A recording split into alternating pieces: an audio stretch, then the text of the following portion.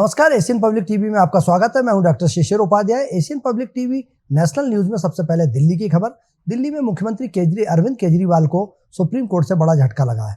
उन्होंने अंतरिम जमानत बढ़ाने के लिए याचिका दायर की थी, जो खारिज हो गई है। कोर्ट की रजिस्ट्रार ने केजरीवाल की अर्जी को स्वीकार करने से इनकार कर दिया है। चूंकि केजरीवाल को नियमित जमानत के लिए ट्रायल कोर्ट में जाने की स्वतंत्रता दी गई है, ऐसे में केजरीवाल की अर्जी सुनवाई योग्य नहीं है। सीएम केजरीवाल को अब 2 जून को सरेंडर करना होगा। केजरीवाल को 10 मई को जस्टिस संजीव खन्ना और जस्टिस दीपांकर दत्ता ने अंतरिम जमानत मिल गई थी और उन्हें 2 जून को तिहाड़ जेल में आत्मसमर्पण करने के लिए कहा गया था।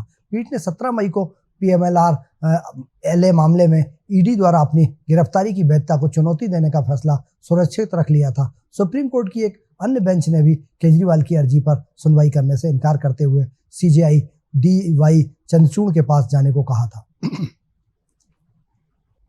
उत्तर प्रदेश के सीएम योगी आदित्यनाथ ने कहा है कि विपक्ष अपने घोषणा पत्र में अगर हम सत्ता में आएंगे तो मुसलमानों को आरक्षण देंगे। बाबा साहब भीमराव अंबेडकर ने कई बार कहा था कि धर्म के आधार पर आरक्षण नहीं होना चाहिए। एक तरफ वे मुस्लिम आरक्षण की वकालत कर रहे हैं, दूसरी ओर कह रहे हैं कि पर्सनल लॉ लागू किया जाएगा। हम भारत में तालिबान शासन लागू नहीं होने देंगे। उत्तर प्रदेश में केंद्रीय गृह मंत्री अमित शाह लोकसभा चुनाव के आखिरी चरण का प्रचार करने उत्तर प्रदेश के महाराजगंज जिले में पहुंचे, जहां उन्होंने भाजपा प्रत्याशी पंकज चौधरी के समर्थन में जनसभा को संबोधित करते हुए कहा कि पीएम मोदी ने एक दिन की भी छुट्टी नहीं ली है। हम पाकिस्तान के एटम बम से नहीं डरते हैं। उन्होंने कहा कि POK हमारा है, हम उसे लेकर रहेंगे। बीजेपी वाले एटम बम से नहीं डरते हैं। इसी दौरान विपक्ष पर हमला करते हुए उन्होंने कहा कि कांग्रेस को 40 सीटें भी नहीं मिलेंगी। कांग्रेस और सपा के लोग झूठ बोलने में माहिर हैं। अमित शाह ने राहुल गांधी और अखिलेश यादव पर निशाना साधते हुए कहा कि 6 चरणों के मतदान हो चुके हैं। 5 चरणों के मतदान में ही मोदी जी 310 पार कर गए थे। 6ठे और 7वें चरण का मतदान 400 पार कराने का है। राहुल बाबा 40 सीट भी नहीं जीत पाएंगे और अखिलेश जी 4 के अंदर रहने वाले हैं। उन्होंने कहा कि 4 जून को काउंटिंग है। 4 जून की दोपहर को ये दोनों शहजादे प्रेस कॉन्फ्रेंस करेंगे और कहेंगे कि EVM खराब थी, इसलिए हम हार गए। उन्होंने तय कर लिया है कि अपनी हार का ठीकरा EVM पर फोड़ना है। उन्होंने कहा कि राहुल बाबा हमें डराते हैं कि POK मत मांगो, पाकिस्तान के पास एटम बम है। POK हमारा है, रहेगा और हम उसे लेकर रहेंगे। पश्चिम बंगाल में प्रधानमंत्री नरेंद्र मोदी ने पश्चिम बंगाल के मथुरापुर में एक चुनावी सभा को संबोधित करते हुए कहा कि भारत आज जब नई रफ्तार से आगे बढ़ रहा है तो पूरी दुनिया देख रही है। आज पूरी दुनिया में भारत का डंका बज रहा है। ये सब आपके एक वोट की ताकत से संभव हुआ है। आपके वोट ने मोदी को मजबूत बनाया है और मोदी की मजबूत सरकार ने दुनिया में भारत का झंडा लहरा दिया। PM मोदी ने कहा कि 2024 का ये लोकसभा चुनाव कई मायनों में अलग है, अद्भुत है। ये चुनाव खुद आगे बढ़कर देश की जनता लड़ रही है, क्योंकि उसी जनता ने 10 साल की विकास यात्रा भी देखी है और 60 वर्षों की दुर्गति भी देखी है। देश के करोड़ों गरीब जीवन की मूलभूत सुविधाओं से वंचित थे। भारत जैसे देश में भुखमरी की खबरें आम होती थी। करोड़ों लोगों के सिर पर छत नहीं है। महिलाएं खुले में शौच करने के लिए मजबूर थीं। पीने के लिए पानी नहीं था। 18,000 से ज्यादा गाँव में बिजली नहीं थी। उद्योगों की संभावनाएं भी नहीं थी। सबसे बड़ा दुर्भाग्य ये भी था कि सुधार के लिए चर्चा भी नहीं होती थी। बिहार के शेखपुरा जिले के अरियारी थाना क्षेत्र के अंतर्गत मध्य विद्यालय में सुबह भीषण गर्मी से 16 छात्र छात्रा बेहोश हो गए। बेहोशी की हालत में 6 छात्राओं को बाइक और ऑटो से सदर अस्पताल पहुंचाया गया। 2 छात्राओं को निजी अस्पताल ले जाया गया। इस दौरान बेहोश बच्चों को अस्पताल ले जाने के लिए एम्बुलेंस की सुविधा भी मुहैया नहीं हो सकी। घटनाक्रम में आक्रोशित ग्रामीणों ने शेखपुरा सासबहना सड़क मार्ग में जाम कर दिया। इस दौरान स्थानीय ग्रामीणों ने शिक्षा सचिव के पाठक और सरकार के खिलाफ मुर्दाबाद के नारे लगाए। इसके साथ ही अभिभावक एवं बच्चों ने स्कूल का बहिष्कार करने का नारा दिया। मध्य विद्यालय मनकौल में हुई इस घटना के बाद पूरे जिले में छात्रों, अभिभावक और शिक्षकों में खलबली मच गई है। घटनाक्रम के बाद कई गांवों के लोगों ने भीषण गर्मी के बीच स्कूल संचालक का विरोध करना शुरू कर दिया है। साथ ही इस भीषण गर्मी में शिक्षा विभाग के अपर मुख्य सचिव से ग्रीष्म अवकाश देने की मांग की है।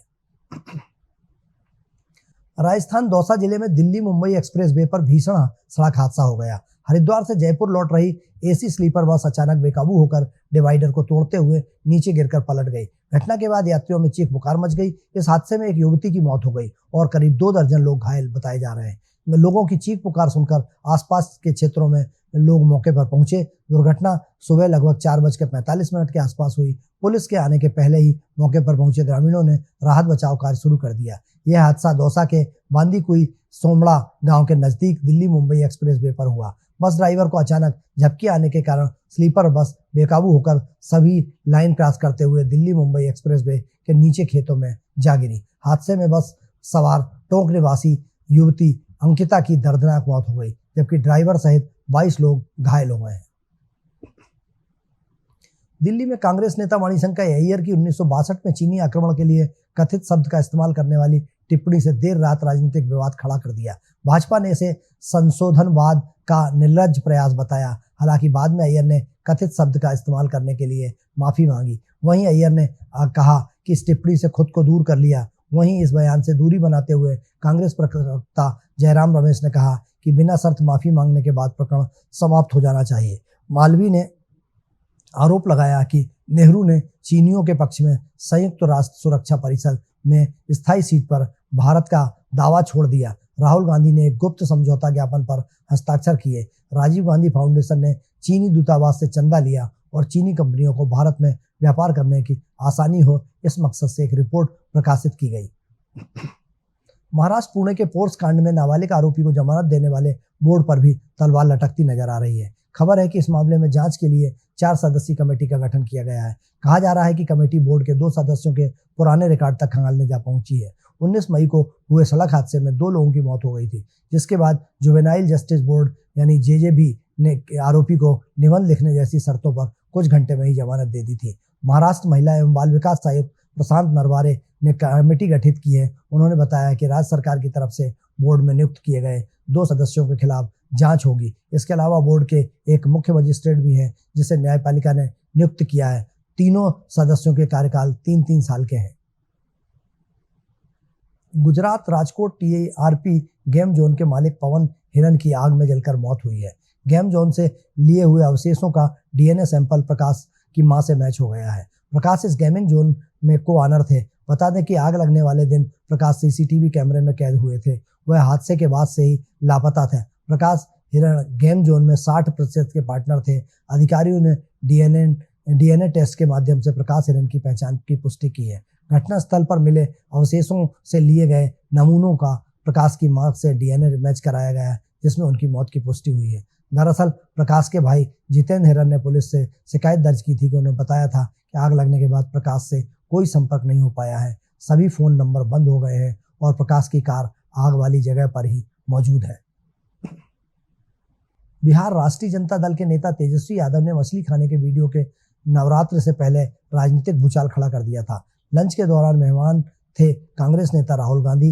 यादव ने आखिरी में एक बड़ा संकेत देते हुए कहा कि राहुल जी अब तक 2 बार मटन खा चुके हैं। हालांकि उन्होंने विवरण का उल्लेख नहीं किया है। हालांकि संभवतः पहली बार बिहार के पूर्व मुख्यमंत्री और उप मुख्यमंत्री तेजस्वी यादव के पिता लालू प्रसाद यादव ने राहुल गांधी को चंपारण मटन पकाने की बारीकियां सिखाई थी, जिसका एक वीडियो व्यापक रूप से प्रसारित हुआ था।